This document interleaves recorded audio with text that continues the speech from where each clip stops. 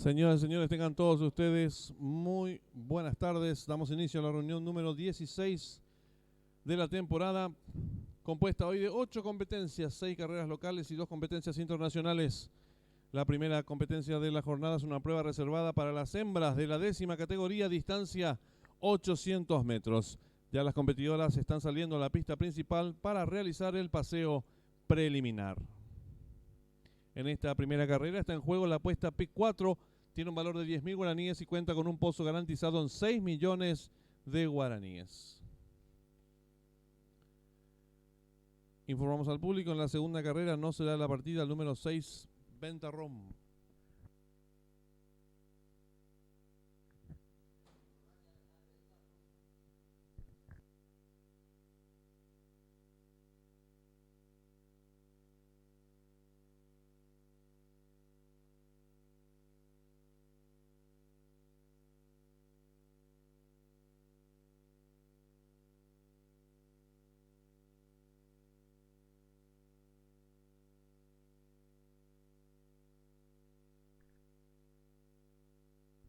Cinco minutos y finalizan las apuestas.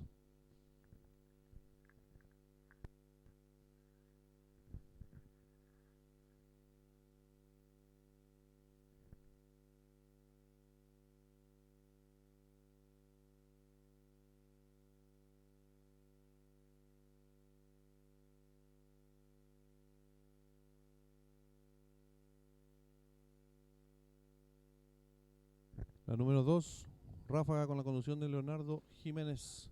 La número 4, Atorranta, Marcos Rivas. La número 7, Specialín, Carlos Romero.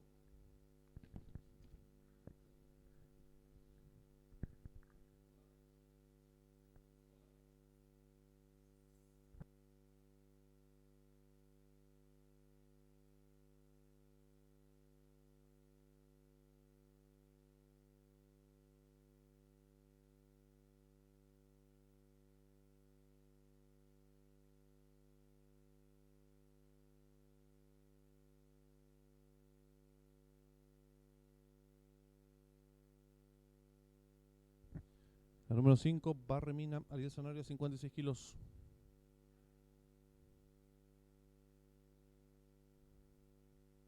La número 1, Shira Valley Fidelino Valdés, 54 kilos.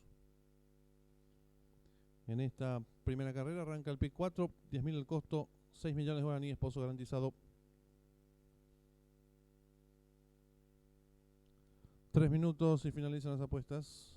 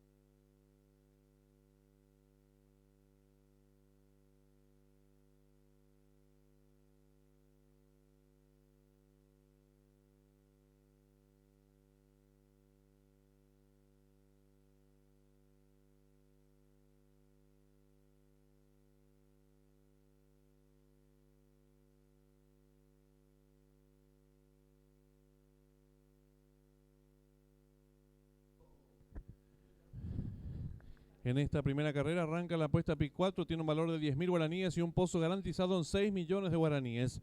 También está en juego la llave directa a un valor de 10.000 guaraníes y un pozo garantizado en 1 millón de guaraníes. 1 minuto y se cierran las ventanillas.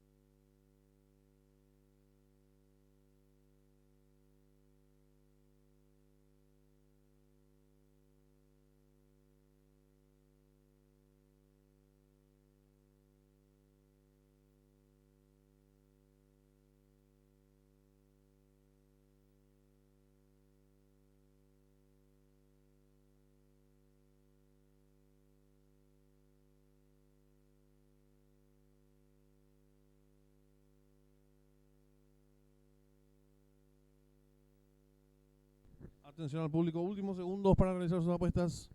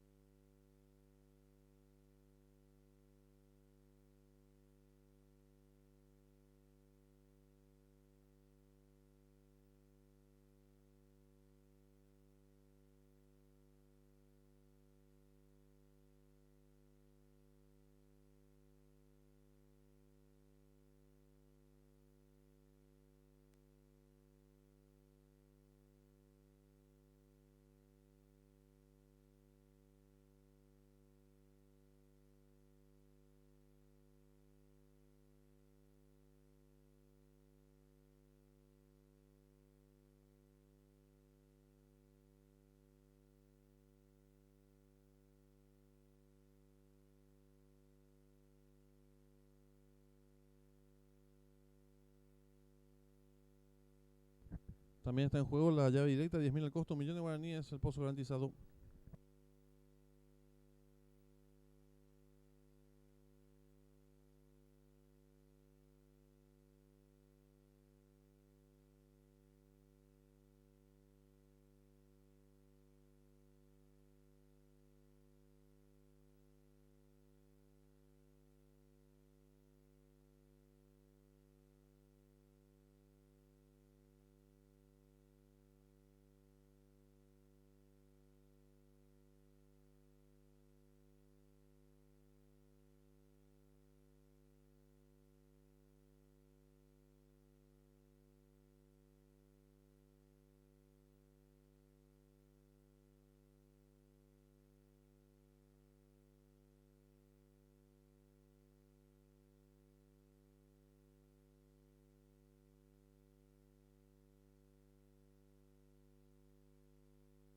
Se cierran las ventanillas.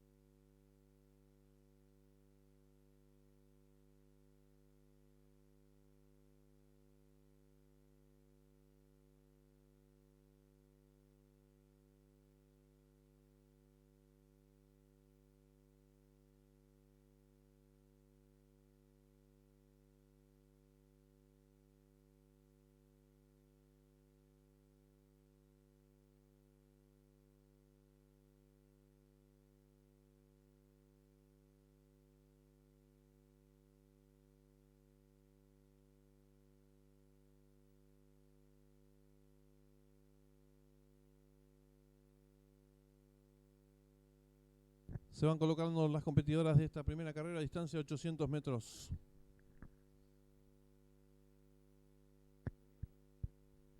Ingresa el 7 Specialim.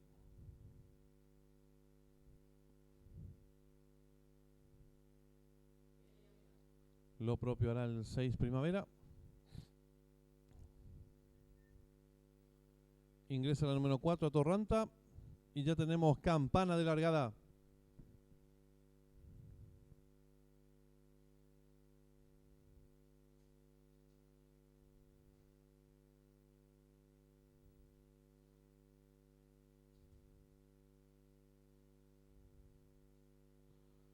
Se muestra indócil la número 2 Ráfaga. Ahora sí, todo en condiciones.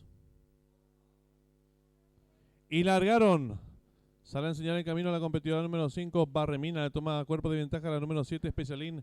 Tercera se desempeña la número 2, Ráfaga. Cuarta viene nacional la número 4, Atorranta. En la quinta ubicación la número 6, Primavera. Cierra la marcha la número 1, Shiravali. Las competidoras están en los últimos 550 metros. La número 7, Specialin. Cuerpo de ventaja sobre la número 5, Barremina. Tercera se desempeña la número 2, Ráfaga. Y están en la recta final. Últimos 400 metros finales. La número 7, Specialin, intenta la disparada. Corre con cuerpo y medio de ventaja sobre la número 5, Barremina. Tercera se desempeña en la competidora número 2, Ráfaga. Descuenta ya los últimos 250 metros finales. La número 7, Specialin. Ahora sigue el cuerpo de ventaja sobre la número 5, Barremina. Abierta, gana terreno la número 4, Atorranta. Descuenta los últimos 100 metros finales. Babel lucha delantera por dentro del 7, por fuera el 4. Más abierto lo hace el 6. Últimos 50 metros finales. Por dentro del número 7, Specialin. Pequeña ventaja sobre el número 4. Abierta el 6 y cruzaron el disco.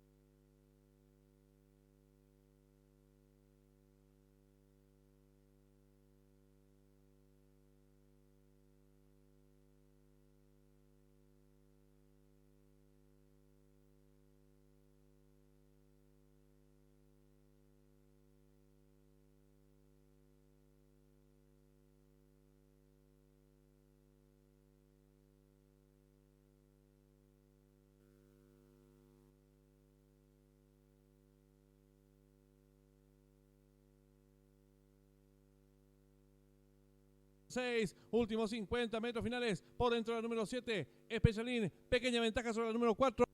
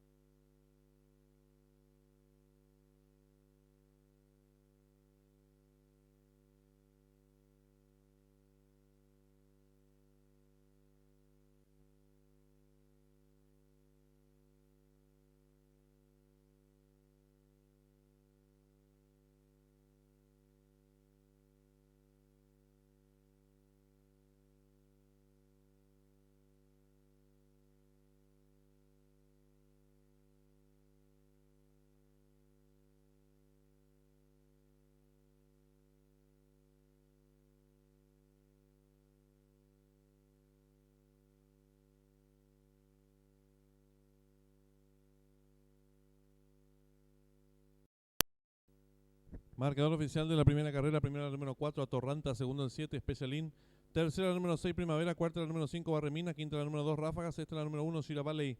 Tiempo empleado por la ganadora: 48 segundos 90 centésimas. Ganada por El Hocico, de la segunda a la tercera, Media Cabeza. Dividendos de por ganador de la número 4, 10.500 guaraníes. Llave directa 4-7, 55.600 guaraníes. Trifecta 4-7-6, 185.500 guaraníes. El primer pase de la apuesta PIC 4 lo acertaron 202 boletos, su valor 37.100 guaraníes. En los monitores el desarrollo de la primera carrera.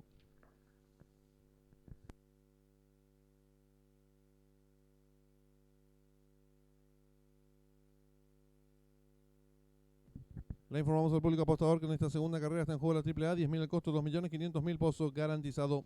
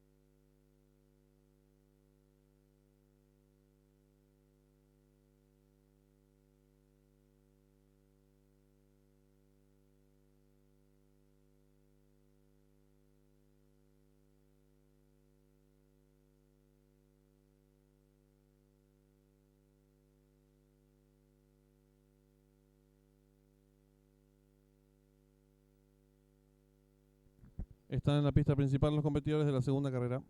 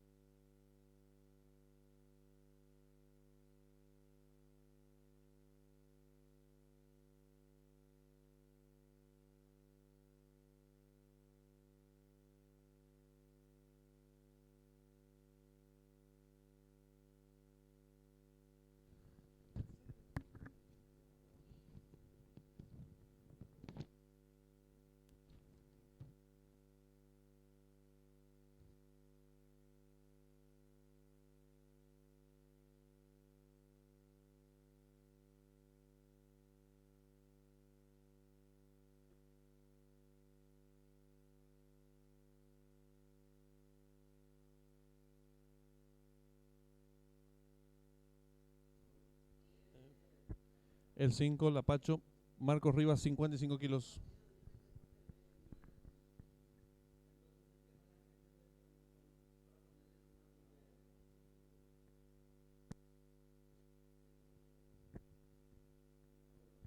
El 9, Hunter, Carlos Romero, 54 kilos.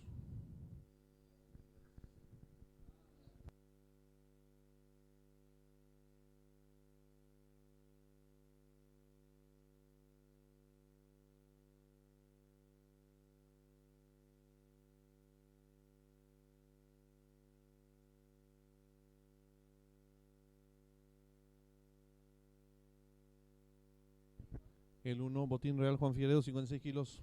El 2, Transpouting, Víctor Carruega, 56 kilos. El 3, Don Brujo, José Romero, 55 kilos. El 7, Poderoso, Luis Leonardo Jiménez, 53 kilos. El 8, Fulminante, Ariel Sanabria, 56 kilos.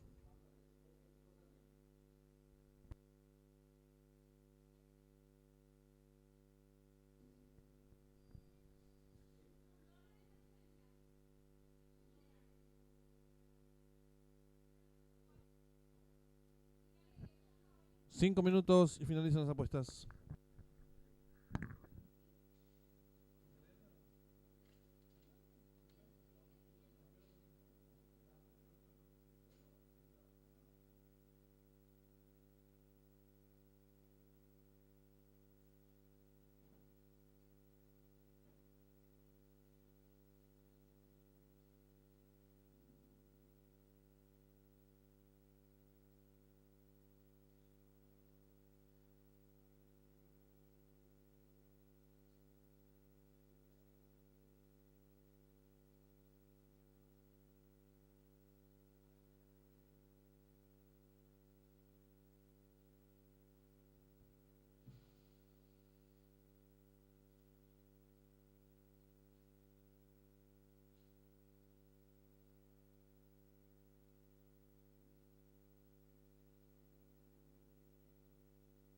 Abierta el 6 y cruzaron el disco.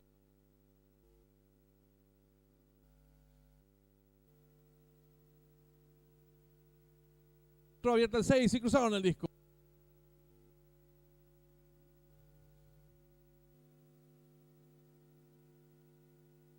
Abierta el 6.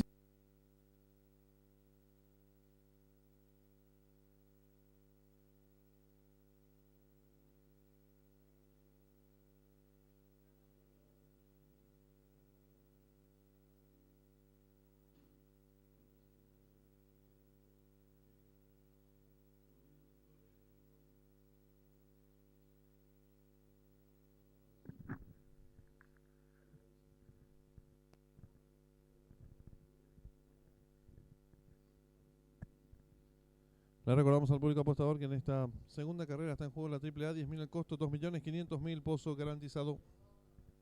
Llave directa, un valor de 10.000 guaraníes y un pozo garantizado en 1.000.000 de guaraníes.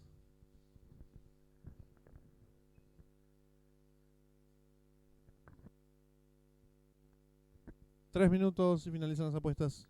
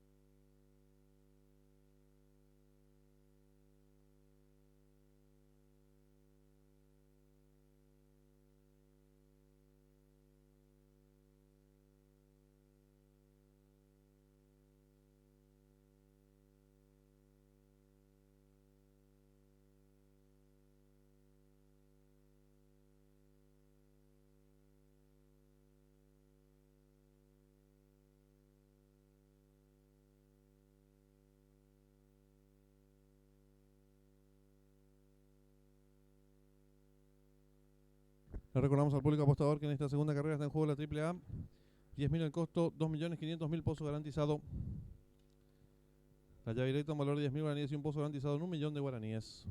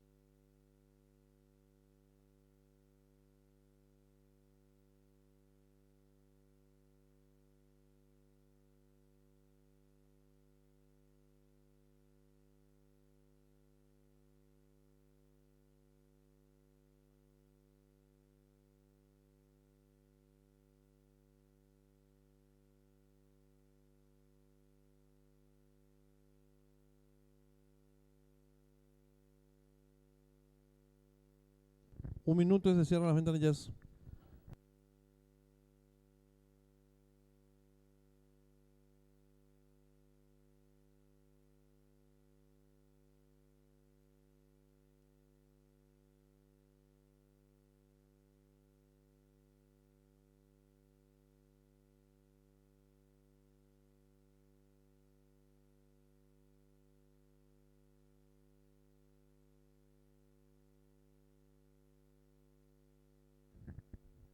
Le recordamos al público apostador en esta segunda carrera está en juego la AAA. 10.000 al costo, 2.500.000 pozo garantizado. La llave directa, un valor de 10.000 guaraníes y un pozo garantizado en 1.000.000 de guaraníes.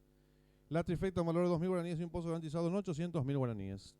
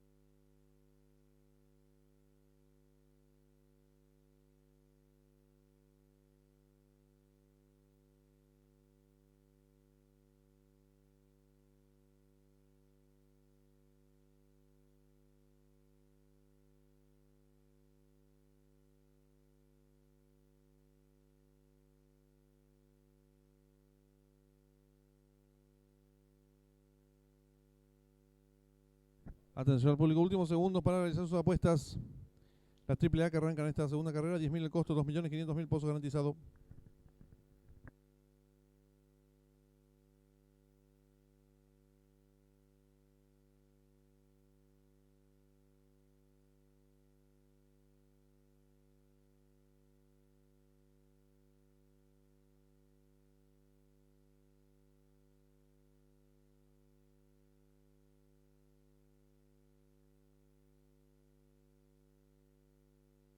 Se cierran las ventanillas.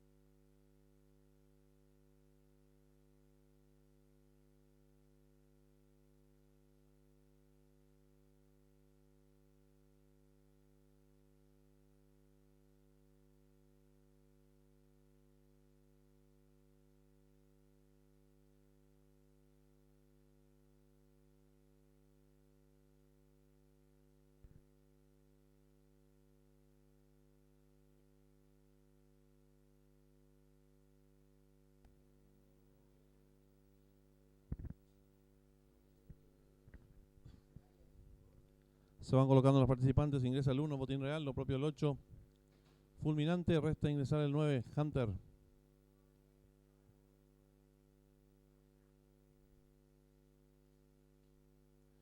Ya tenemos campana de largada.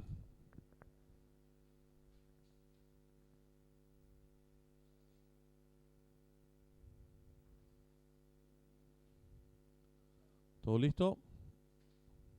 Largaron. Sale a enseñar el camino al participante número 3, Don Brujo. Le toma cuerpo y medio de ventaja número 8. Fulminante, tercero se desempeña número 9. Hunter, cuarto mejorando rápidamente, lo hace el número 7. Poderoso en la quinta ubicación se desempeña el número 5. Lapacho, más atrás el 1. Botín Real cierra la marcha número 2. Transpouting, los competidores están en los últimos 600 metros. El 7 Poderoso, pequeña ventaja sobre el número 3, Don Brujo. Y están en la recta final. Últimos 400 metros finales. El número 7 Poderoso intenta la disparada. Corre con cuerpo y medio de ventaja sobre el número 3, Don Brujo. Tercero se desempeña el participante número 9, Hunter. Descuenta ya los últimos 250 metros finales. El número 7 Poderoso. Logra tirar cuerpo y medio de ventaja ahora sobre el número 3, Don Brujo. Tercero se desempeña el participante número 9, Hunter. Gana terreno al fondo número 5, Lapacho. Descuenta ya los últimos 150 metros finales. El número 7 Poderoso. Logra tirar cuerpo y medio de ventaja sobre el número 5, Lapacho. Tercero se desempeña el 9, Hunter. Últimos 50 metros finales por dentro, 7 por fuera, 5, pocos metros para el disco. El 7 pequeña ventaja sobre el número 5 y cruzaron el disco.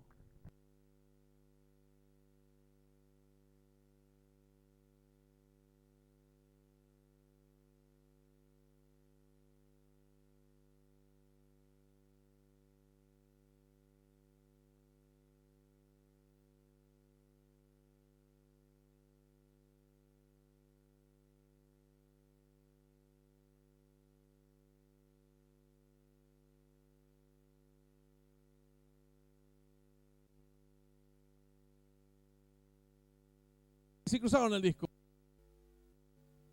Ventaja sobre el número 5, Lapacho. Tercero se desempeña el 9, Hunter. Últimos 50 metros finales por dentro, 7 por fuera, 5, poco.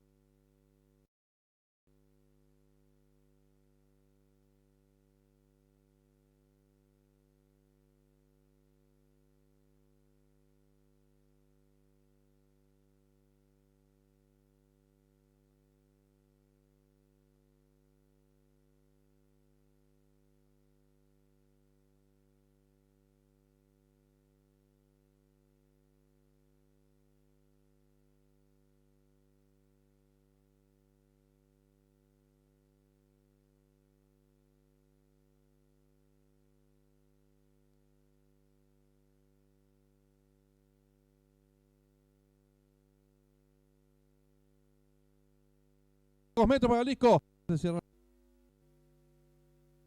el camino al participante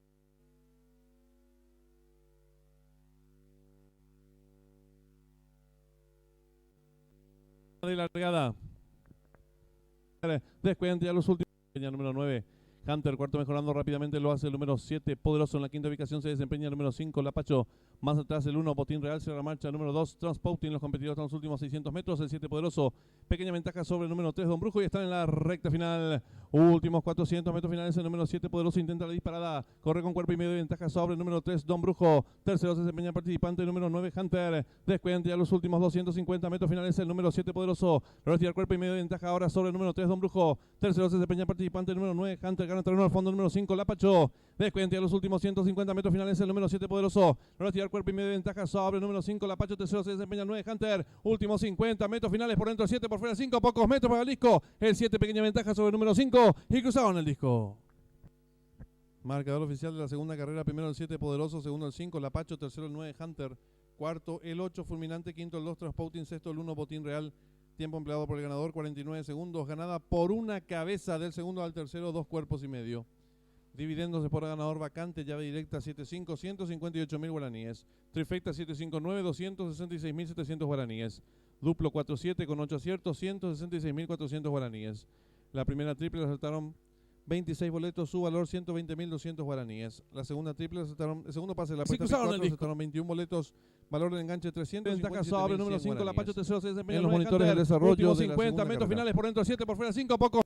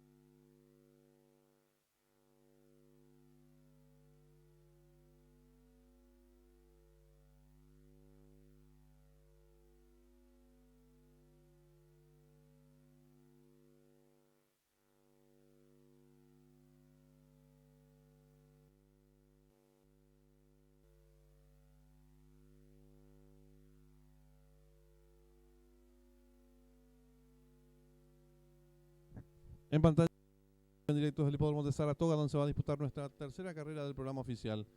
No corre el 11 ni el 12, ambos suplentes, competencia sobre 1.700 metros pista de césped. Favorito se muestra momentáneamente el 4, la número 4, Kinchen, enemiga en las apuestas, la número 6, Valley Bale, tercera jugada se encuentra la competidora, la número 3, Gumbot y la número 10, Vagaries. Restan 20 minutos exactamente para que finalicen las apuestas.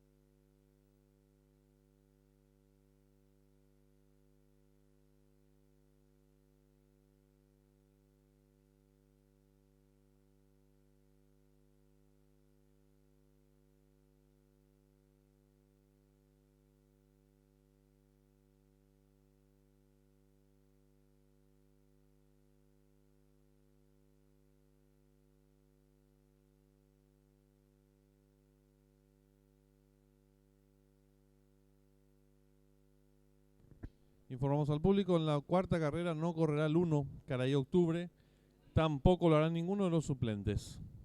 En la quinta carrera no será la partida el 6, Mayor Tom. Y en la octava y última carrera no será la partida el número 10, Soberano. Ingresa en su reemplazo el 11, Soy Republicano, con la conducción de Juan Figueredo.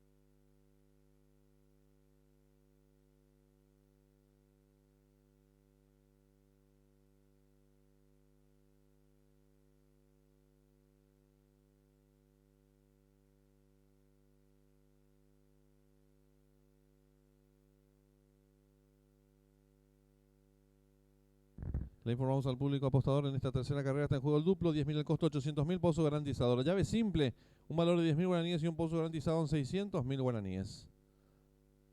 3 minutos y finalizan las apuestas.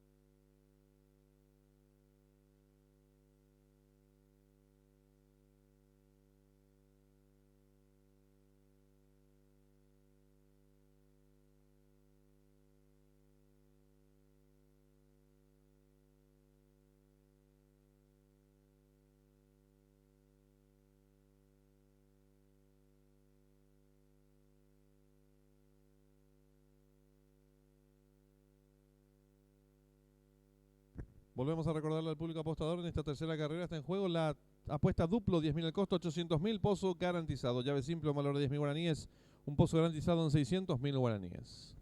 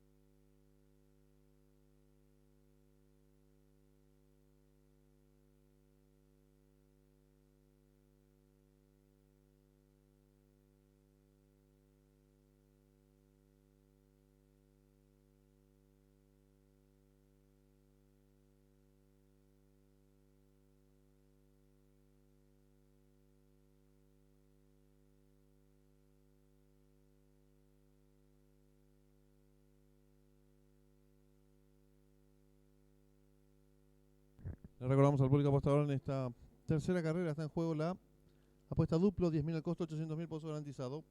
La llave simple, un valor de 10.000 guaraníes y un pozo garantizado en 600.000 guaraníes. Un minuto y se cierran las ventanillas.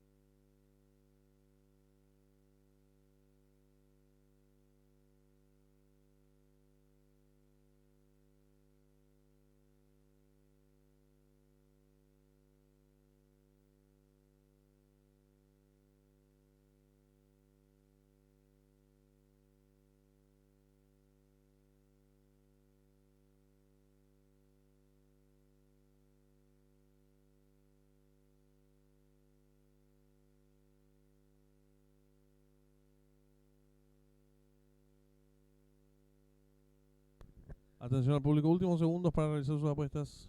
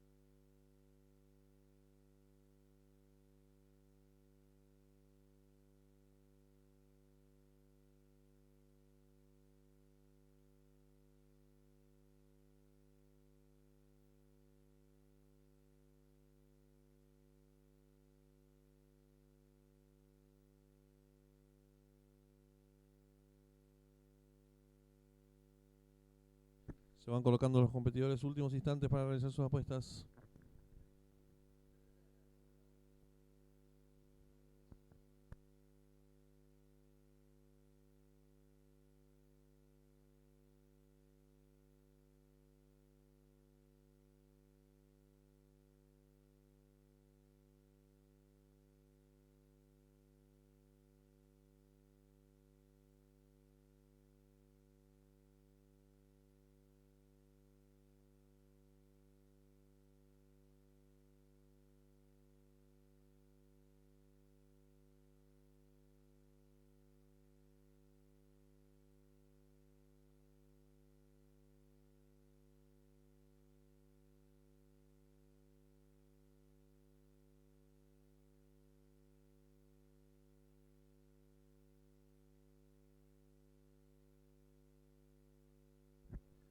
Va quedando todo listo. Resta colocarse la número 10, Vagaris.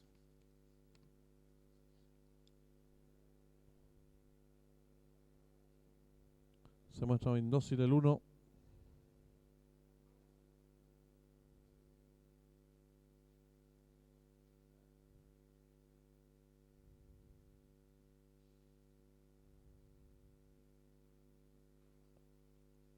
Ahora sí, todo listo.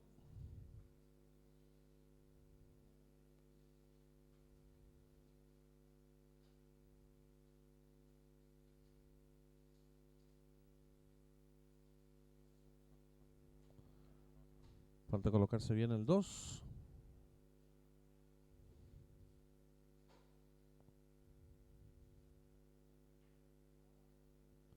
Otra vez indócil el 1. Aviñón.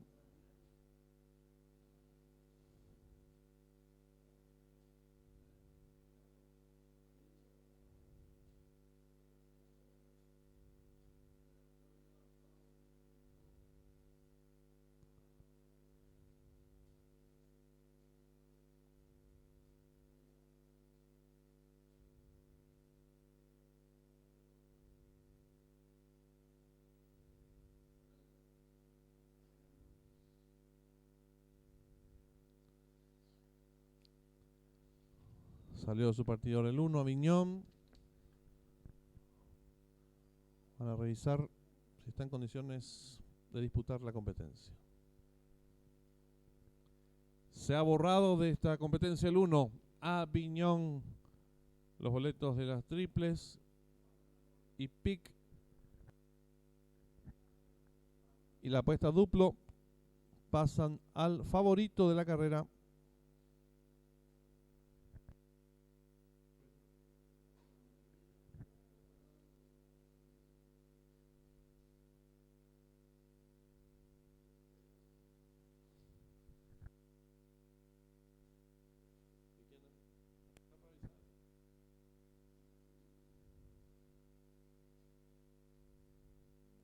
Retirado entonces de la competencia el 1. Los boletos del pick, triple y duplo pasan al favorito. Largaron. Parte con desventaja el número 4 a tiempo que sale a enseñar el camino. El número 3 se toma cuerpo de ventaja el 6. Tercero se desempeña el 5, cuarto mejorando por dentro lo hace el 2. En la quinta ubicación se desempeña el 8.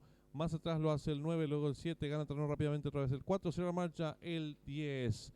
Los competidores contaron los primeros 300 metros de la prueba con el número 3 enseñando el camino. Corre con 2 cuerpos de ventaja sobre el participante. El número 2, tercero se desempeña por fuera el 6.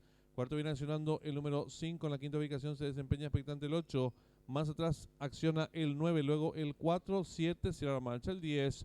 Los competidores están ingresando en la recta opuesta sin variantes. El número 3, Gumbot, corre con 2 cuerpos de ventaja sobre el número 6. Tercero a cabeza se desempeña por dentro el 2. Cuarto a 2 cuerpos de este lo hace el número 5. En la quinta ubicación expectante sigue el 8. Más atrás se desempeña el 9, luego el 4, 7. Sigue cerrando la marcha el 10. Pasaron los 800 metros en 48 segundos, 6 centésimos sin variantes. El 3, Gumbot, cuerpo y medio de ventaja ahora sobre el número 2. Abierto se desempeña el 6. Cuarto mejorando lo hace el 5, en la quinta ubicación se desempeña el 8. Más atrás viene accionando el número 9, viene ganando un terreno al fondo el número 4, luego el 10, cierra la marcha ahora el 7. Los competidores en mitad del último codo el 3, cuerpo de ventaja sobre el 6 que va en su búsqueda. Mejora rápidamente el número 3, más abierto lo hace el 8 y están en la recta final. Últimos 300 metros finales, el número 3, cuerpo de ventaja sobre el 6 que va resueltamente en su búsqueda. Viene ganando terreno rápidamente del fondo número 4. Descuente a los últimos 150 metros finales, el número 3, cuerpo de ventaja ahora sobre el número 6, abierto en larga atropellada, lo hace el 8. Descuenta ya los últimos 100 metros finales. Va a haber lucha en la delantera. El número 8, pequeña ventaja ahora sobre el 4. Tercero lo hace el 6, pocos metros para el disco, domina el 8. Medio cuerpo de ventaja sobre el 4, tercero el 10 y cruzaron el disco.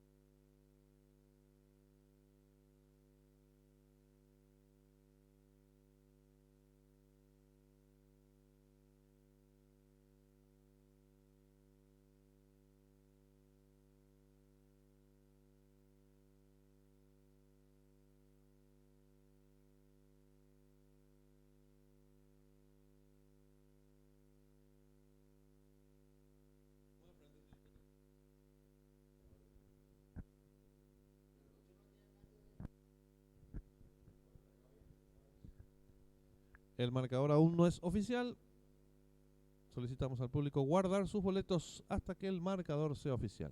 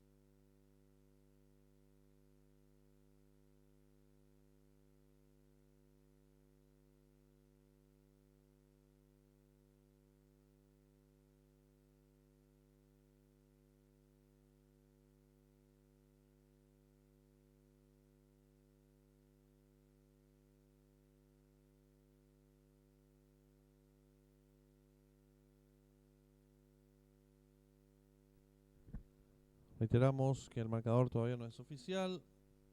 Hay protesta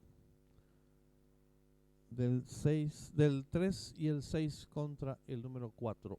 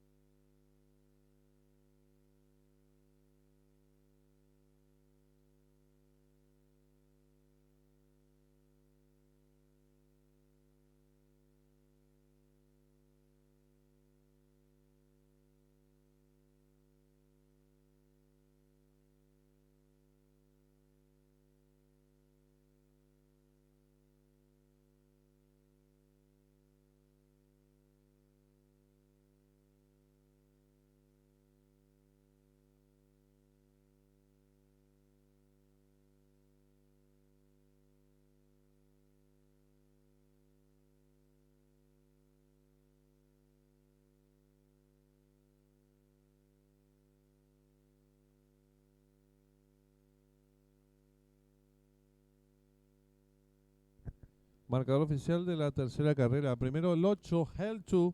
Segundo la número 4, Kinchen. Tercera la número 10, Bagaries. Cuarta la número 6, Balibel. Tiempo empleado por la ganadora, minuto 43 segundos 35 centésimas. Ganada por 3 cuartos de cuerpo. El segundo al tercero, 2 cuerpos. Dividendos. Es por ganador vacante. Llave simple. 4-8 con un solo acierto. 665.000 guaraníes. La primera triple, la segunda triple, el tercer pase, la apuesta P4 y el duplo han quedado vacante en los monitores de desarrollo de la tercera carrera.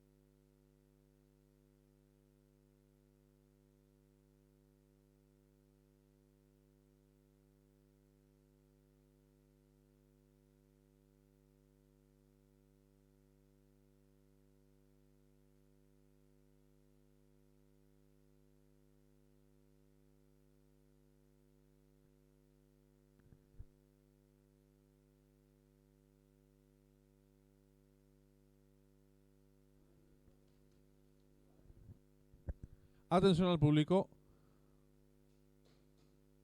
Se cambia la triple C. Se reemplaza por un nuevo PIC 4. 10.000 el costo, un pozo garantizado de 4 millones de guaraníes. Recordamos al público apostador, hay cambio de la triple C. En su reemplazo la apuesta PIC 4. 10.000 el costo, 4 millones de guaraníes, pozo garantizado. Las personas que ya hayan jugado con anticipación la apuesta triple, por favor acercarse a cambiar sus boletos.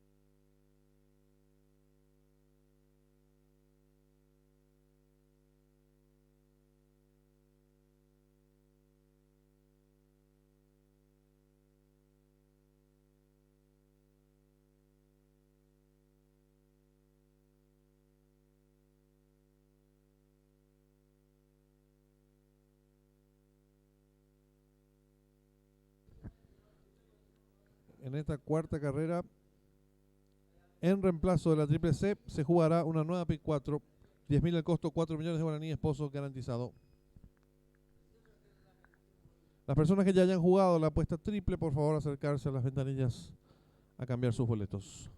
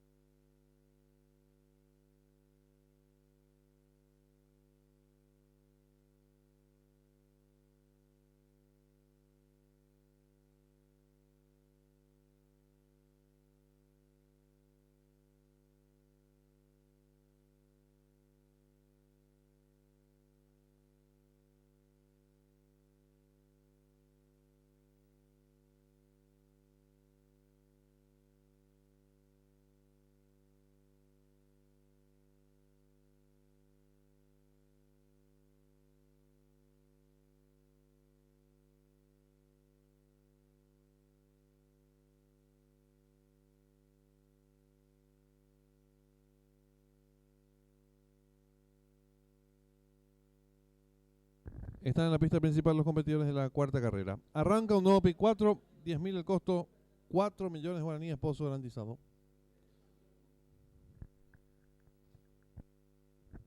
Les recordamos que no hay triple en esta cuarta carrera, sí hay un nuevo pick 4, 10.000 el costo, 4 millones de guaraníes, pozo garantizado.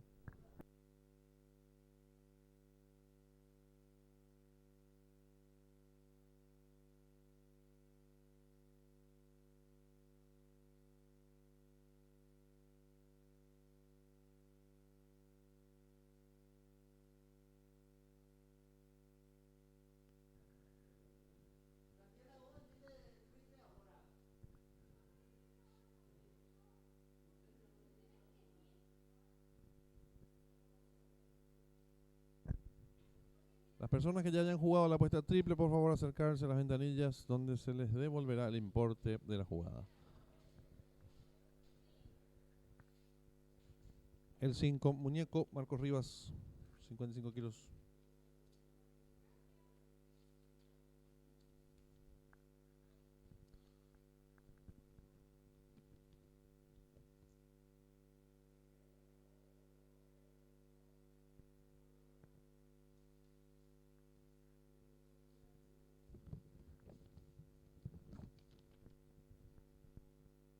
El 7, temporal, Juan Figueredo, 56 kilos.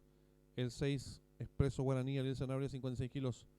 El 4, Matúa, Darío Figueredo, 54 kilos. El 2, 111, Víctor Carruega, 56 kilos. El número 10, Jubileo In, Leonardo Jiménez, 52 kilos. El 9, Isoca, Alberto Villalba, 54 kilos. El 3, Legend, Carlos Romero, 53 kilos y medio. El 8, Sofisticado, José Romero, 52 kilos. En esta cuarta carrera arranca nuevo pick 4, 10.000 al costo, 4 millones de guaraníes, pozo garantizado. 5 minutos y se cierran las ventanillas.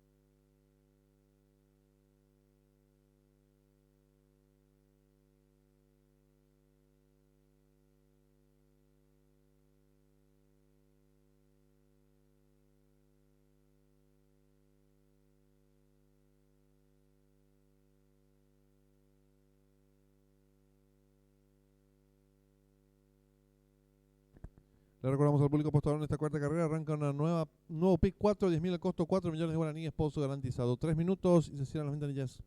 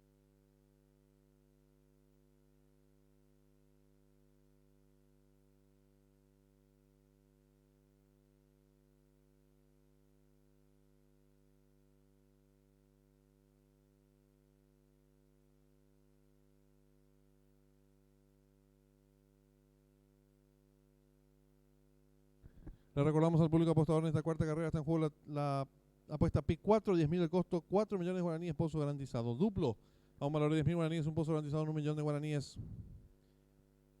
Un minuto y se cierran las ventanillas.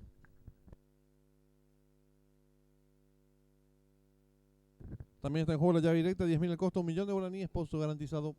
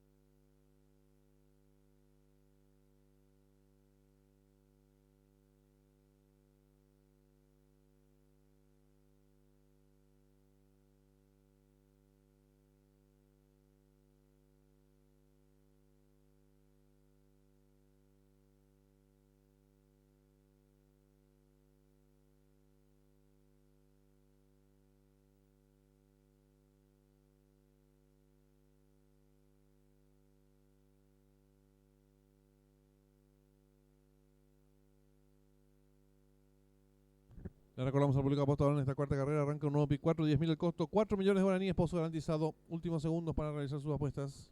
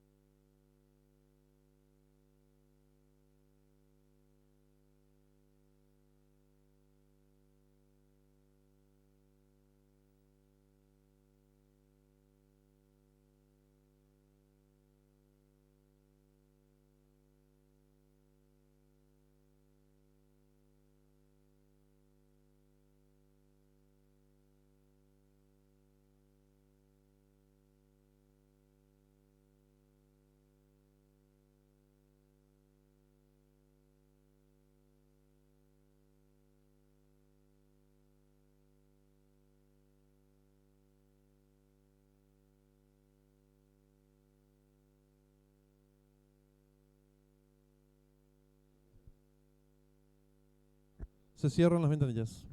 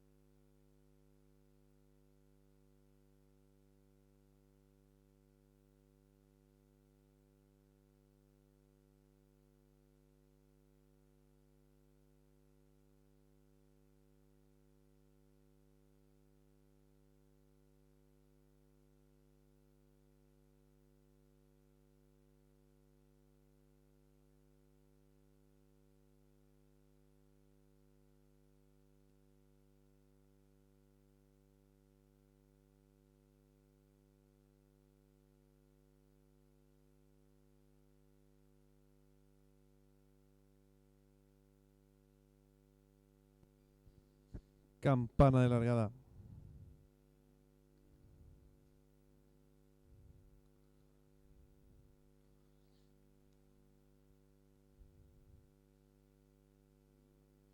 Largaron. Sale a enseñar el camino al participante número 3, Legend. Le toma cuerpo de ventaja número 5, Muñeco. Tercero se desempeña el número 9, Isoca. Cuarto viene accionando el 2, One Eleven. En la quinta ubicación se desempeña el 6, Expreso Guaraní. Más atrás lo hace el 7, Temporal. Gana terreno rápidamente en el fondo el número 10, Jubileo In con el 8, Sofisticado. Los competidores están enfrentando el codo el número 3, Legend, enseñando el camino. Corre con 2 cuerpos de ventaja sobre el número 9, Isoca. Tercero mejorando lo hace rápidamente el participante número 10, Jubileo In. Cuarto viene accionando el 7, Temporal. En la quinta ubicación lo hace a varios cuerpos el número 8, Sofisticado. Más abierto el 6, Expreso Guaraní. Los competidores de la cuarta carrera están en la recta final. El número 3, Legend, intenta la disparada. Corre con cuerpo de ventaja sobre el número 10, Jubileo In, que va resueltamente en su búsqueda. Tercero se desempeña el participante número 8, Sofisticado. Descuenta los últimos 250 metros finales. Sigue la lucha de la delantera por dentro el 3, Legend. A su costado exterior número 10, Jubileo In. Gana terreno al fondo el participante número 6, Expreso Guaraní. Descuenta ya los últimos 150 metros finales. El número 3, Legend, pequeña ventaja sobre el número 10, Jubileo In, que existe por fuera. Tercero lo hace el número 6, Expreso Guaraní. Últimos 50 metros finales. Va a haber lucha de la delantera. Por dentro el 3, por fuera el 10. Pocos metros para el disco. Por fuera el número 10, Jubileo In. Pequeña ventaja sobre el número 3, tercero 6. Y cruzaron el disco.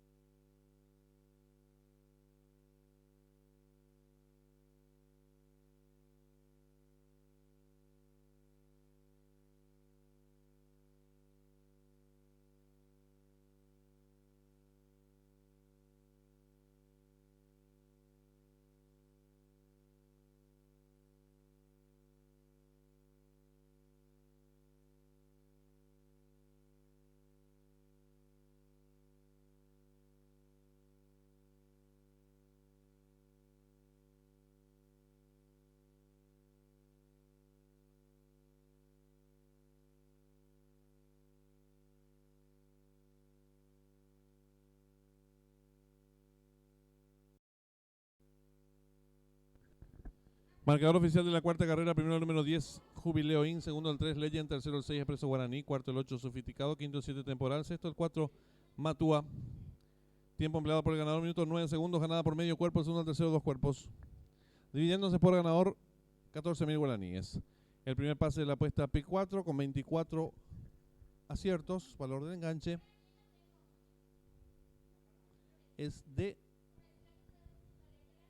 208.300 guaraníes. La llave directa, la trifecta y el duplo han quedado vacante en los monitores del desarrollo de la cuarta carrera.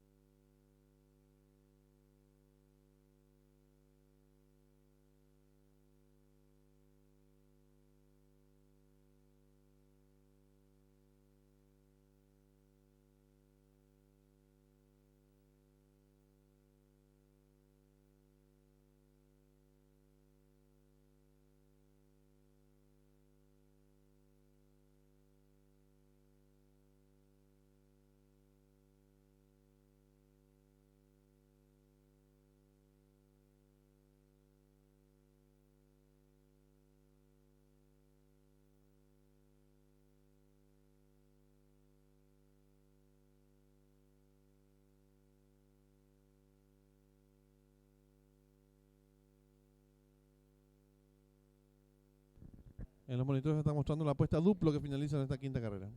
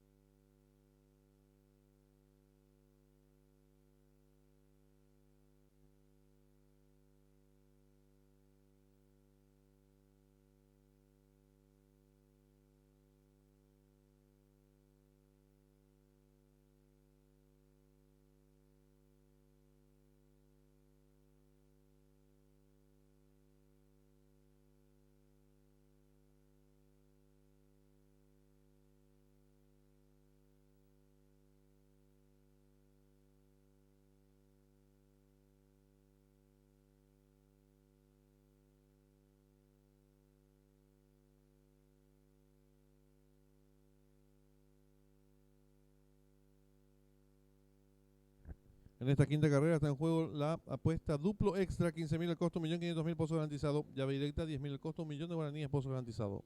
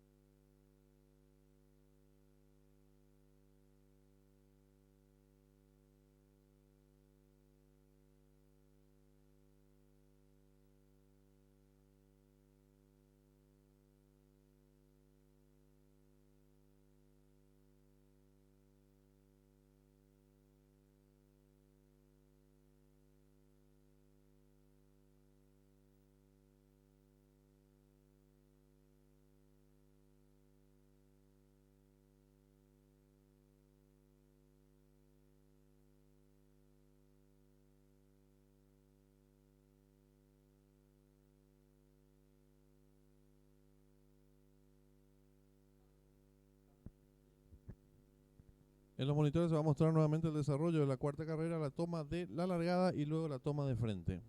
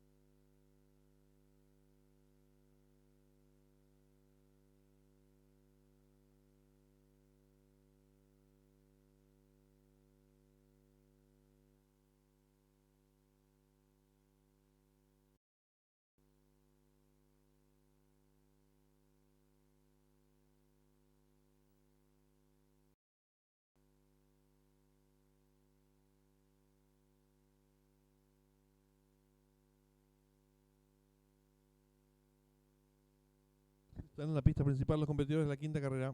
La número 9 Gaia con la conducción de Leonardo Jiménez, 55 kilos.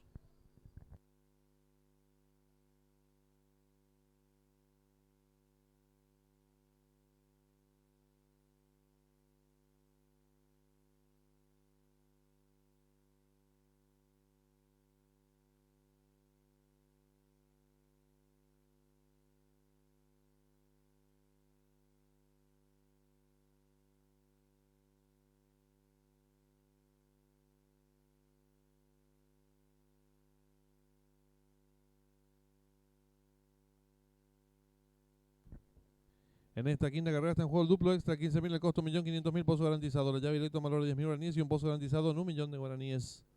5 minutos y se cierran las ventanillas.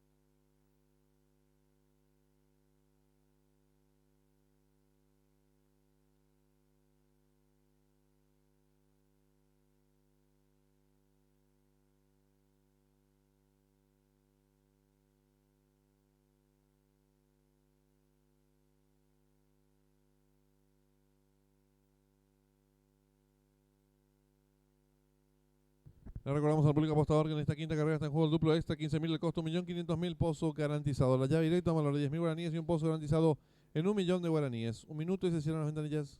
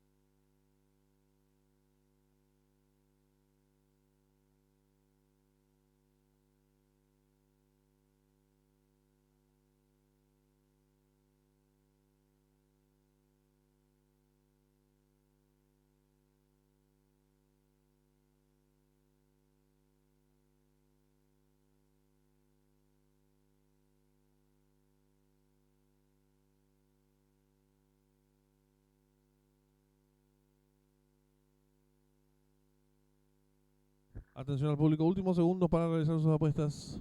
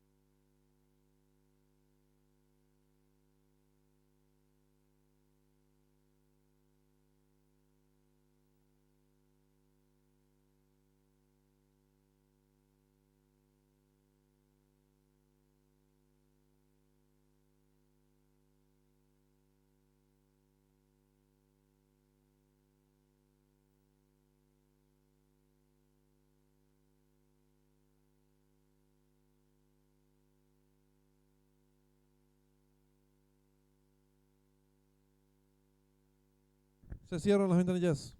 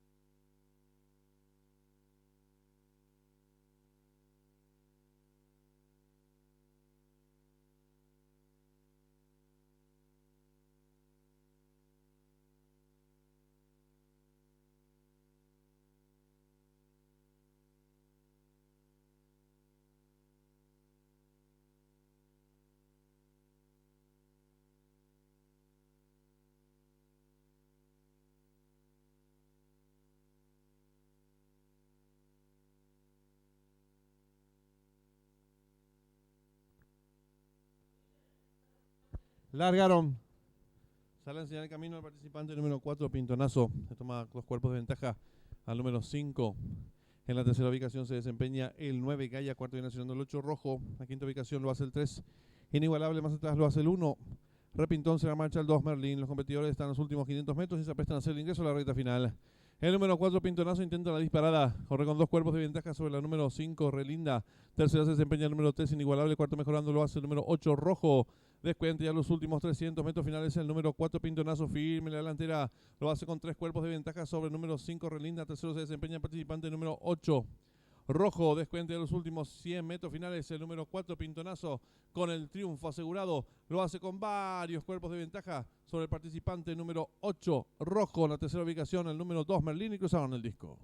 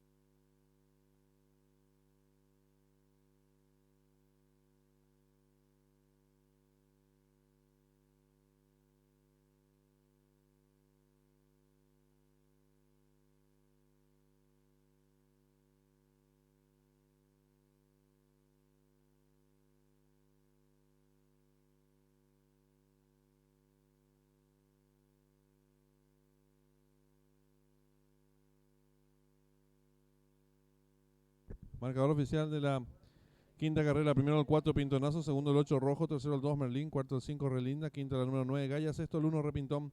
Tiempo empleado por el ganador 48 segundos 78 centésimas, ganada por varios cuerpos, segundo al tercero varios cuerpos. Dividendos es por ganador del número 4, 7.000 guaraníes. La llave directa 48, 167.100 guaraníes. Trifecta 482, 81.700 guaraníes. Duplo 10-4 con 5 aciertos, 302.400 guaraníes. La primera triple acertaron 7 boletos, su valor 40.000 guaraníes. El segundo pase de la apuesta PIC 4 acertaron 3 boletos, su valor 1.666.700 guaraníes. En los monitores del desarrollo de la quinta carrera.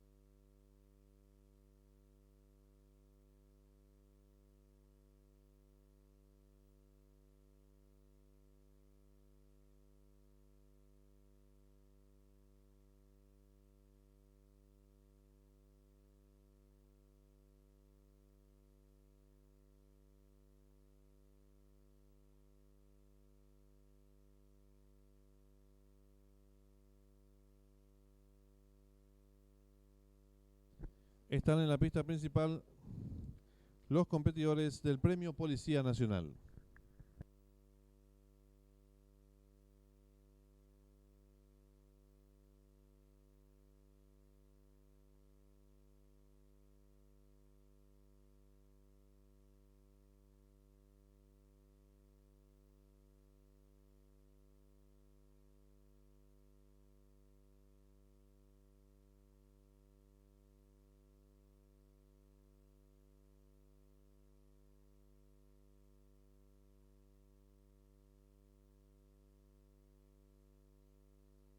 El número 6, el enemigo, Marcos Rivas, 53 kilos.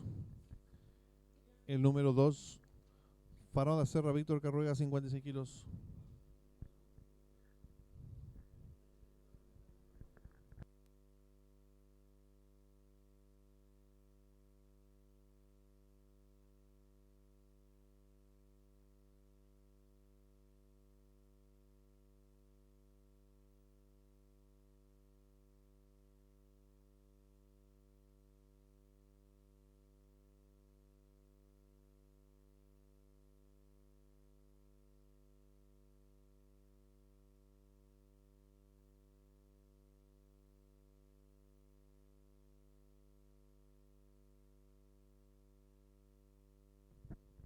El 7, Atraco, Darío Figueredo, 54 kilos y medio. El 5, Olimpo, Ronaldo Ibarra, 53 kilos y medio. El 3, Jubiloso, Javier Portillo, 53 kilos.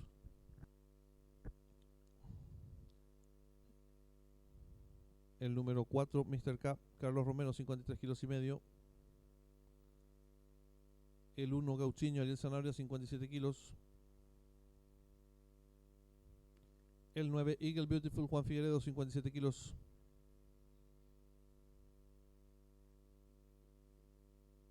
El 8, Golden Boy, José Romero, 53 kilos. En esta sexta carrera está en juego la última triple, 40.000 al costo, 16 millones de guaraníes, pozo garantizado, 5 minutos y se cierran las ventanillas.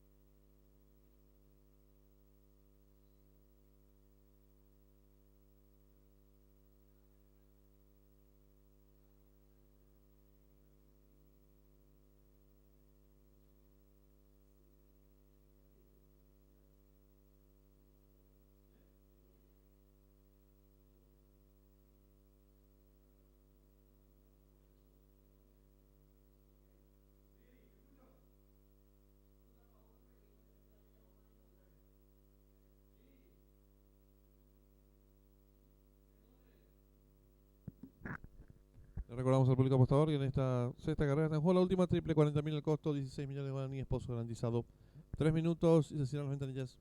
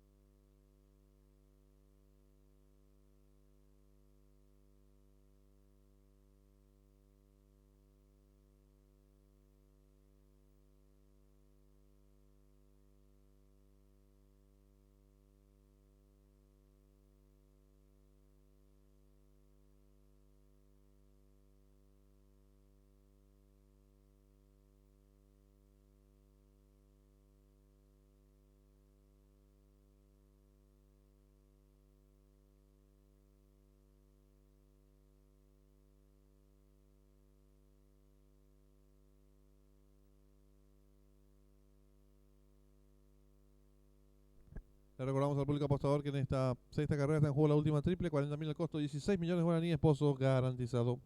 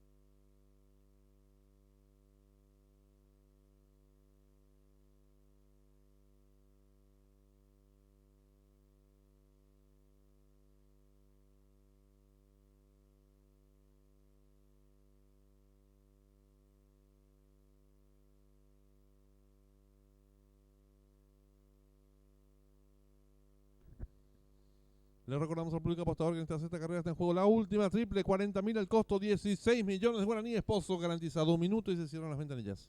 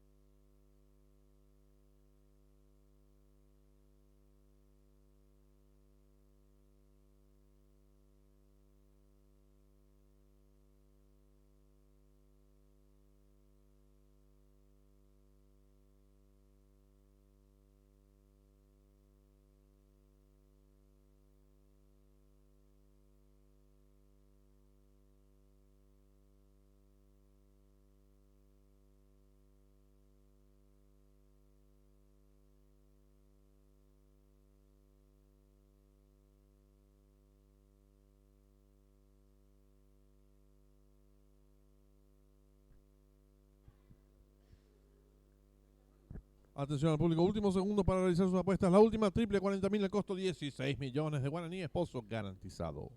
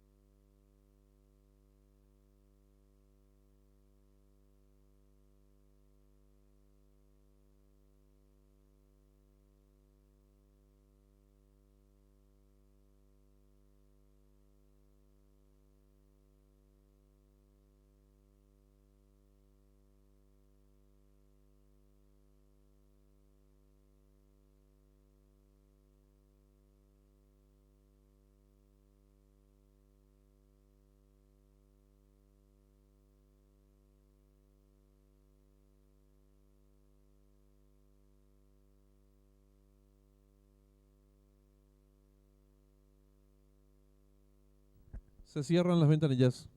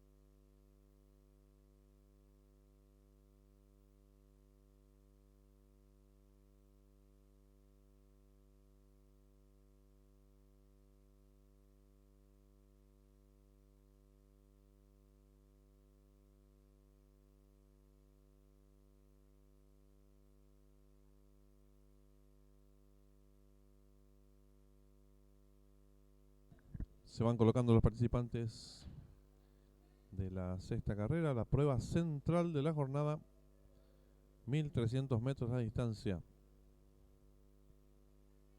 Y Inicio de la última triple que garantiza 16 millones de guaraníes.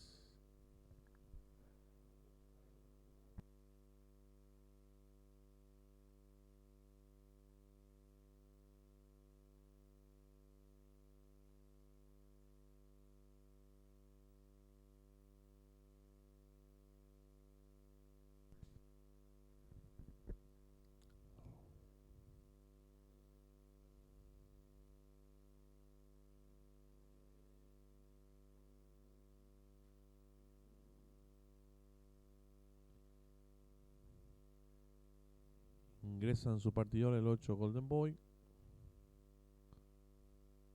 Lo propio hará el 9 Eagle Beautiful.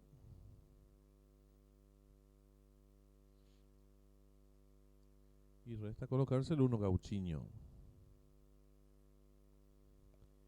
Campana de largada.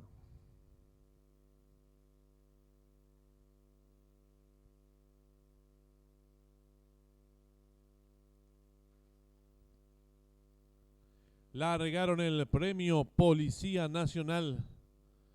Sale a enseñar el camino al participante número 2, Farauda Serra. Le toma pescuezo de ventaja número 1, Gauchiño.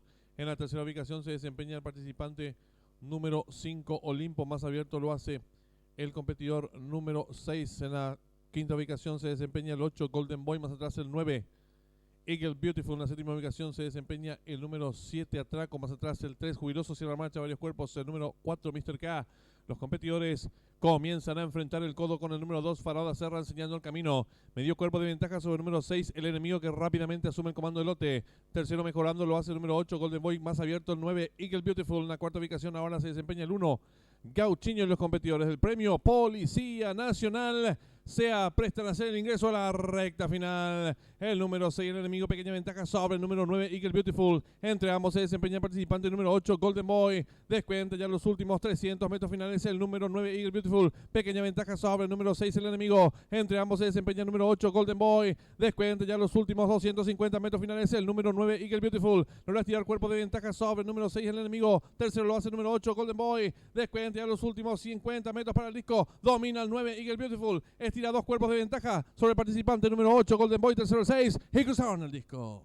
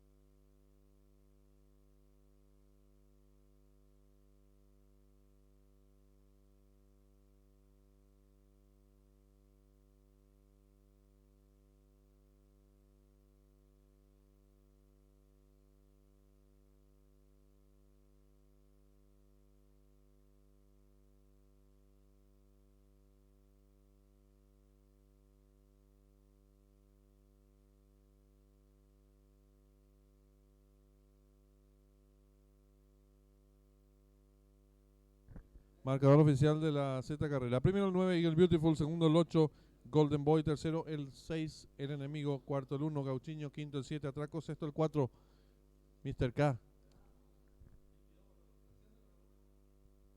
Tiempo empleado por el ganador, minutos 19 segundos 93 centésimos. Ganada por varios cuerpos, el segundo, el tercero, un cuerpo y medio.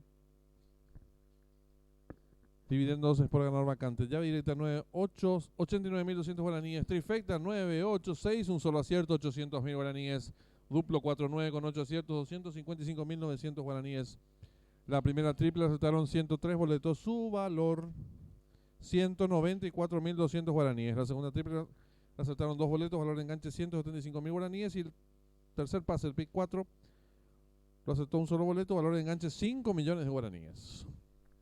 En los monitores del desarrollo de la sexta carrera.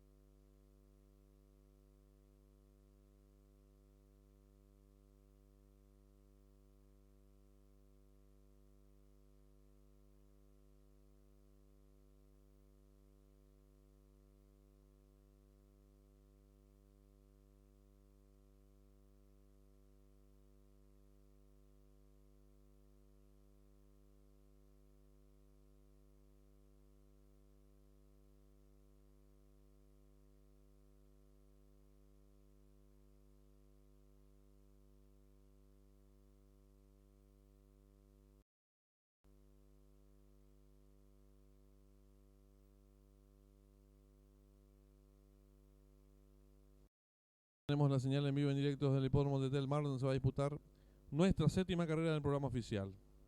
No corre el suplente número 11. Competencia sobre 1200 metros, pista de arena, debutantes y perdedoras. Favorita momentáneamente la número 2, Smart Monique, seguida en las apuestas por la número 1, Shirley Spectacular. Tercer jugadas, la número 3, Working 9 to 5, la número 5, Maggie Fitzgerald, y la número 6, Lily Babe. 21 minutos restan para que finalicen las apuestas en esta séptima carrera. Está en juego el duplo, 20.000 el costo, 5 millones, pozo garantizado. El segundo pase de la última triple tiene un valor de 194.000 guaraníes y juega por un pozo garantizado en 16 millones de guaraníes.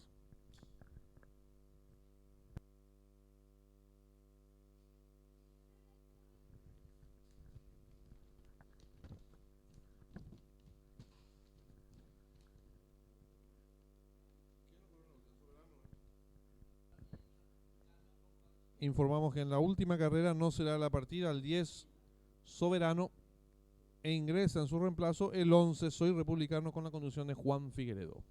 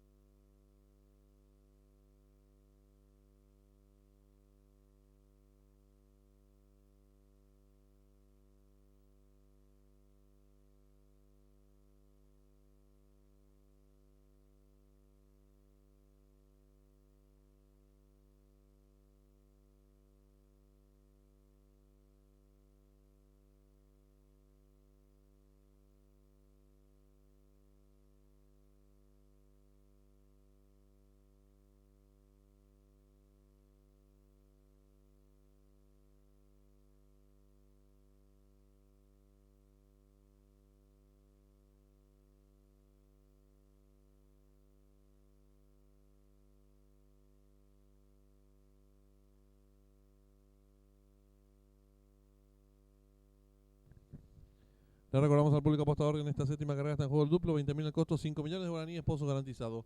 La segunda triple tiene un valor de 194.000 guaraníes y juega por un pozo garantizado en 16 millones de guaraníes. 3 minutos y se cierran las ventanillas.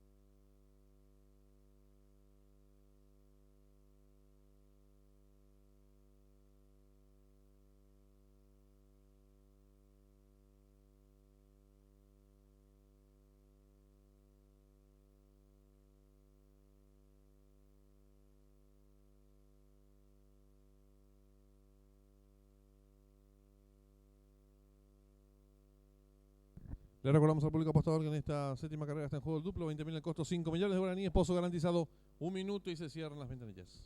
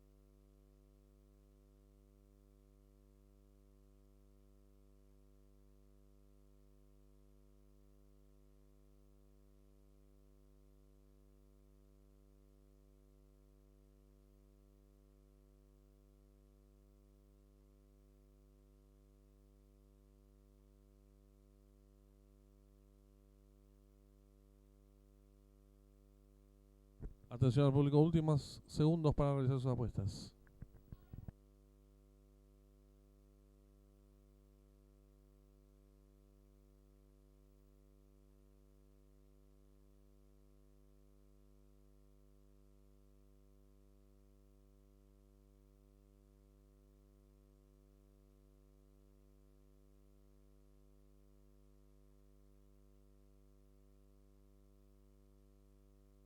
Últimos instantes para realizar sus apuestas. El duplo, cuyo pozo garantizado es de 5 millones de guaraníes.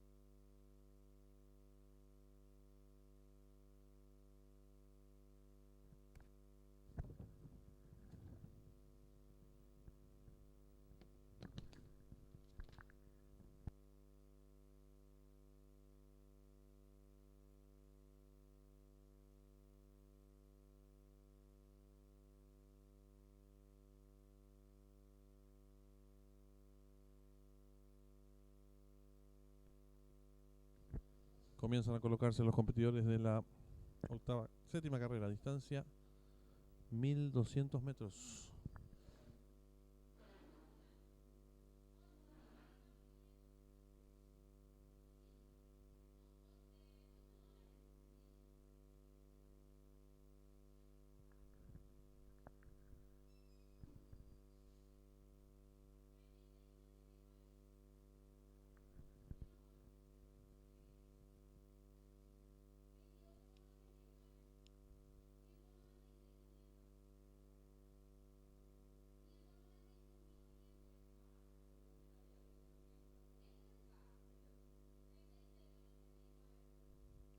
Va quedando todo listo.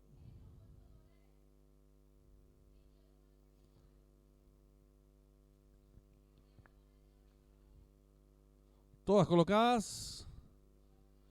Y largaron. Sale a enseñar el camino al participante número 10. Pequeña ventaja sobre la número 1. Tercera se desempeña la número 5. Gana terreno rápidamente por dentro de la número 4. En la quinta ubicación se desempeña la participante número 6. Descontado los primeros metros de la prueba la número 4. Quick Take, medio cuerpo de ventaja sobre la número 5, Magic Fitzgerald. Tercera se desempeña la número 10. Cuarta viene accionando la número 1. En la quinta ubicación se desempeña el 6. Sexta viene accionando, ganando terreno rápidamente la número 2, Smart Monique. Las competidoras pasaron los primeros 400 metros en 22 segundos, 83 centésimas. La número 4, Quick Take, cuerpo de ventaja sobre la número 5. En la tercera ubicación se desempeña, ganando terreno por dentro el 1. Cuarta viene accionando el 10, entre ambas el 2. En la sexta ubicación gana terreno rápidamente por fuera la competidora número 6. En la séptima ubicación se desempeña el 8, más atrás el 9. Las competidoras de nuestra séptima carrera se aprestan a hacer el ingreso a la recta final. La número 4, Quick Take, intenta la disparada. Corre con cuerpo y medio de ventaja sobre la número 5. Viene ganando un terreno rápidamente por fuera la participante número 6, Lily Babe. Descuente a los últimos 150 metros finales. Va a haber lucha en la delantera. Por dentro la número 5, por fuera la número 6. Tercera se desempeña el 4. Descuente a los últimos 50 metros finales. Cabeza a cabeza, por dentro 5, por fuera 6. Pocos metros para el disco. Domina el 6, Lily Babe. Pescuezo de ventaja sobre la número 5 y cruzaban el disco.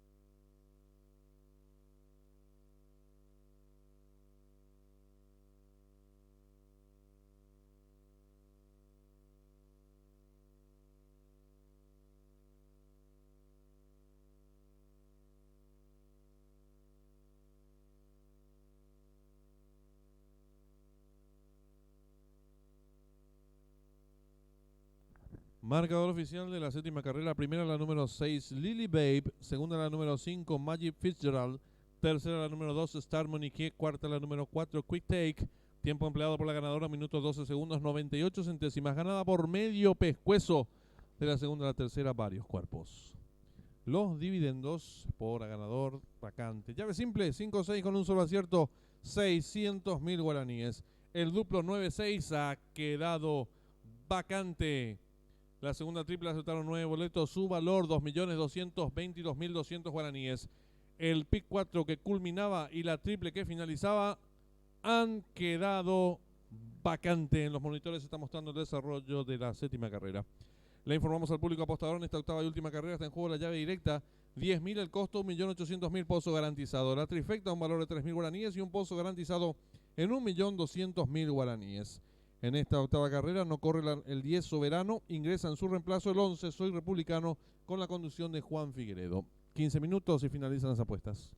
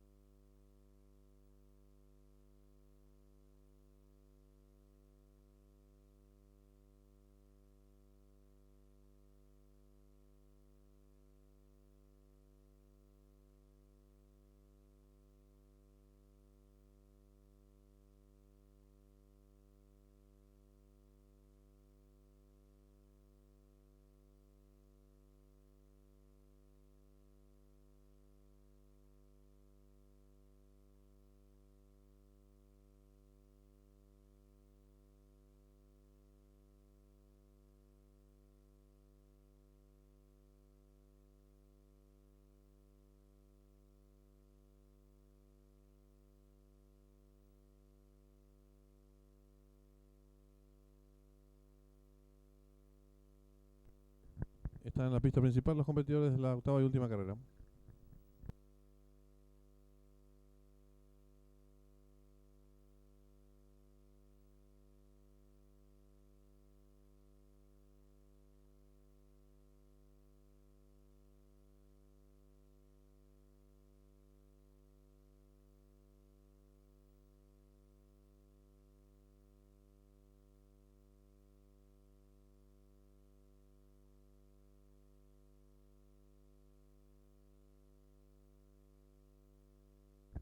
Le recordamos al público apostador en esta octava y última carrera está en juego la llave directa, tiene un valor de 10.000 guaraníes y un pozo garantizado en 1.800.000 guaraníes. La trifecta con un valor de 3.000 guaraníes y un pozo garantizado en 1.200.000 guaraníes. 5 minutos y se cierran las ventanillas.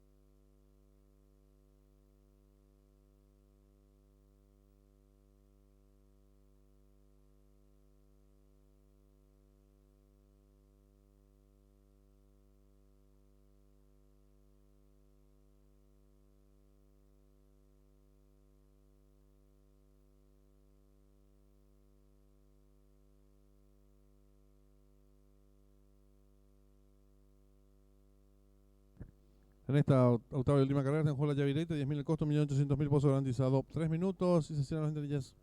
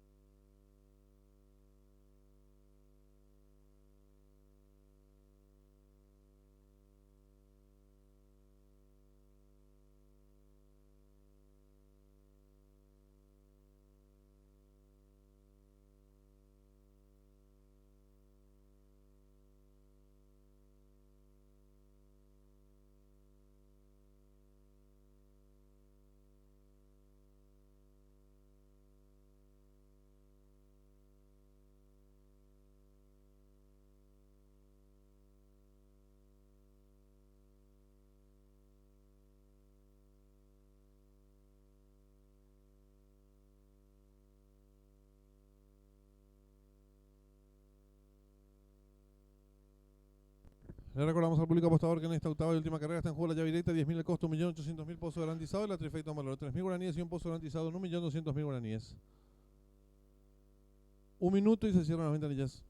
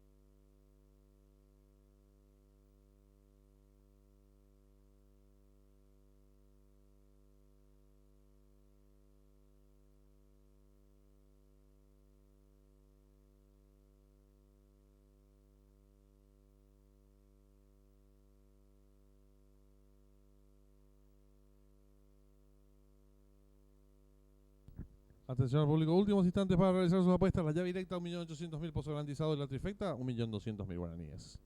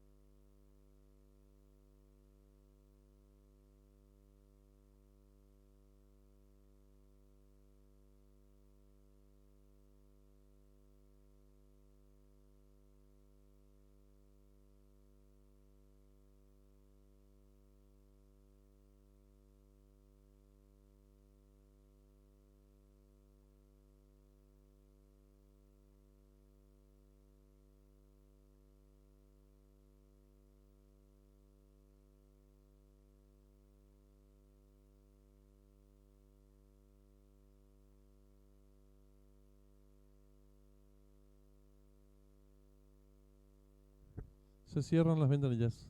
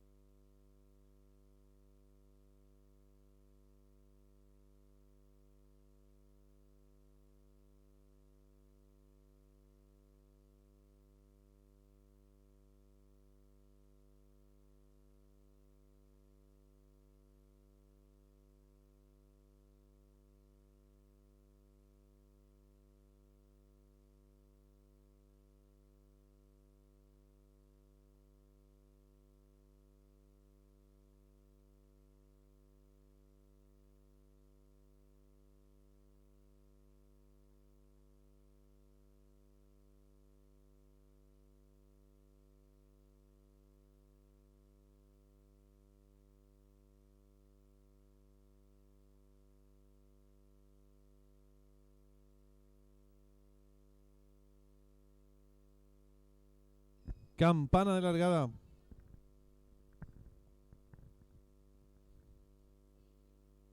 Largaron.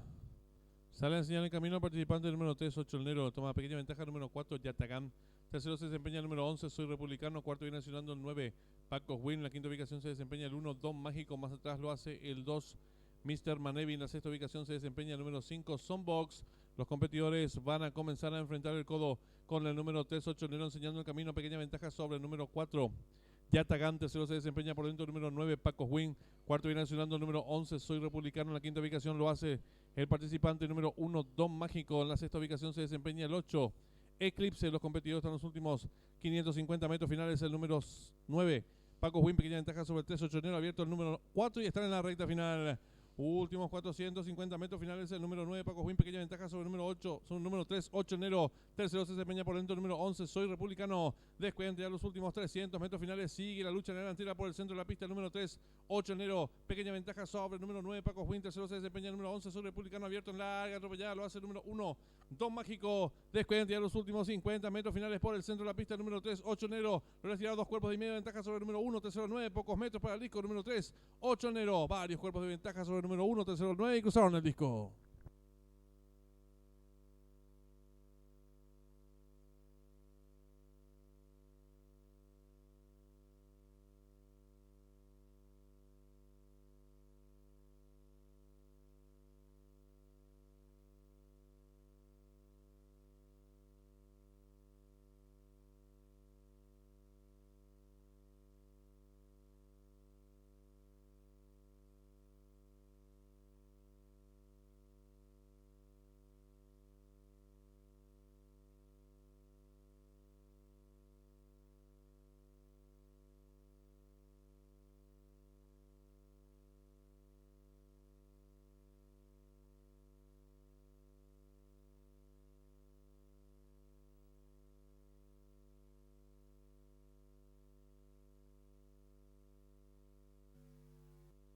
Valor.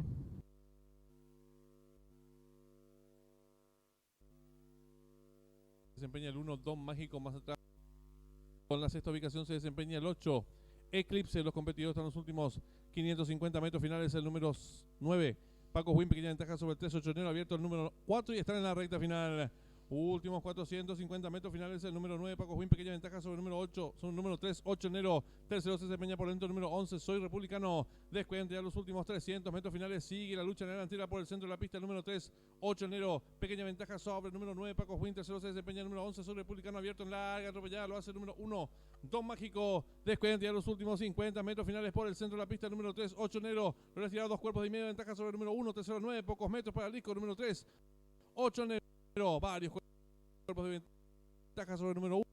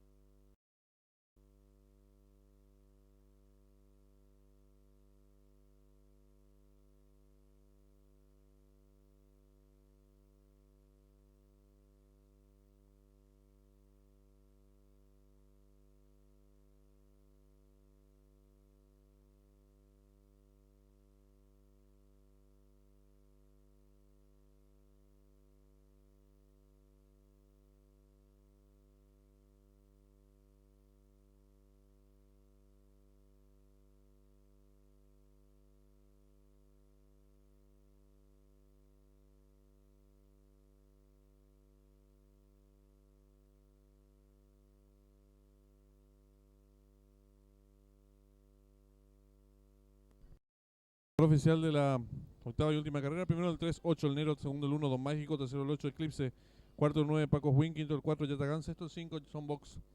Tiempo empleado por el ganador, minuto 13 segundos 14 centésimas, ganada por varios cuerpos, segundo al tercero varios cuerpos, dividiéndose por el ganador del 3 y 6.100 guaraníes. Llave directa 3-1, 198.500 guaraníes. Trifecta 3-1-8, 600.000 guaraníes. Duplo 6-3 con 4 aciertos, 1.337.000 guaraníes. La triple que finalizaba con un solo acierto, 16 millones de guaraníes en los monitores del desarrollo de la octava y última carrera.